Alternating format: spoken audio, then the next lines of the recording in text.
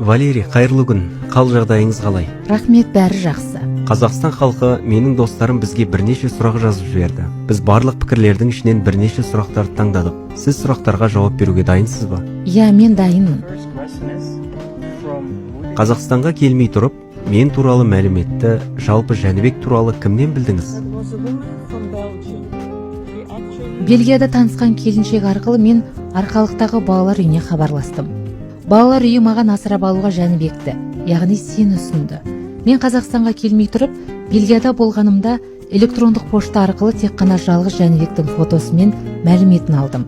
Одан кейін арқалықтағы балалар үйіне барып, балаларды көргенде Жәнібекті білмейтін, танымайтын адам құсап, қай баланы асырап алатынымды біліп келсем де білмегенсіп, бала таңдағандай өтірік істеп тұрдым. Өйткені маған солай істе деп айтты.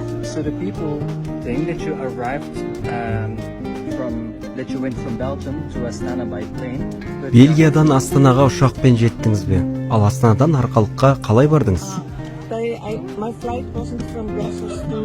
Арқалыққа мені екі ер адам көлікпен апарды. Шынымды айтсам, қорықтым. Сол екі ер адам мені деген әйелдің үйіне дейін жеткізді. Ол әйелдің кім екенін біраздан кейін айтып беремін. Сол үйде түнедім, бірақ мен Бельгиядан бірден Астанаға барған жоқпын. Алдымен Алматыға жетіп, сол әдемі қалаға қондым. Солай барғанда жол арзанға шықты деп ойлаймын.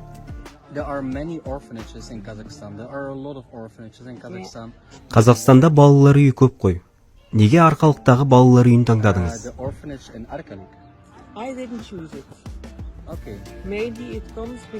Қазақстандағы қай балалар үйінен бала асырап алсам екен деп таңдайтын мүмкіндік болған жоқ менде. Бірақ мен қандай бала асырап алғым келетінін айттым. 2 жасқа дейінгі ұл бала алғым келді. Бұған дейін белгілі болғандай, сіз Қазақстанға келерде қомақты қаржымен келіпсіз. Сіз Бельгиядан келмей тұрып, бала асырап алу үшін ақша төлейтініңізді білдіңіз бе? Бала үшін ақша төлеп, оны басқа мемлекетке алып кетудің заңсыз екенін білдіңіз бе? Жағдайдың солай болғанына кешірім сұраймын. Мен сені асырап алу үшін $12,000 төледім. Бала асырап алу үшін ақша төлеу керек екенін Бельгияда болғанда білдім, бірақ оның заңсыз екенін білген жоқпын. Өйткені мен Арқалыққа барғанда ол жерде Америкадан келген басқа адамдар да болды. Және менің ойымша олар $20,000 қолма-қол төлеуге мәжбүр болды. Сіз қомақты қаржыны кімге бердіңіз? Сізден ақша алған адамның аты жөнін маған айта аласыз ба? Фамилиясы есімде жоқ. Мүмкін мен оның фамилиясын білмеген де шығармын. Бірақ оның есімі.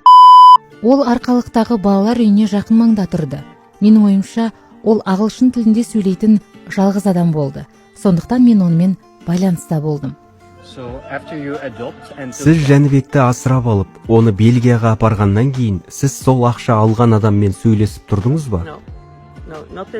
Жоқ, әрине, бірден сөйлескен жоқпыз. Сен 12-13 жасқа толғанда, сен туралы көбірек мәлімет білгім келіп, мен ол әйелге өзім электрондық пошта арқылы жаздым. Өйткені сол кезде өзіңді асырап алуыма байланысты, сен басыңнан қиын кезеңдерді өткізіп жүрген едің. Сол әйел көмектеседі деп ойладым, бірақ көмектеспеді. Сіз Жәнібекті агенттіктер арқылы емес, жеке, тікелей асырап алыпсыз. Оны қалай істедіңіз? Мен Бельгияда делдал арқылы Қазақстаннан бала асырап алған әйелмен таныстым. Бала асырап алуға алғашқы қадам жасауға сол көмектесті. Бірнеше жылдан кейін ол өзі бала асырап алуға көмектесетін агенттік ашты. Содан кейін мен Қазақстанға жалғыз барып, барлық құжаттарды дайындау үшін 2 айдай болдым. Сіз ауырып қалғанда, Жәнібек әлі кішкентай бала еді ғой. Оған кім қарады? Мен үйде жалғыз қалуға мүмкіндігім болмаған кезде сені апта бойы тұра алатын интернаты бар басқа мектепке ауыстырдық.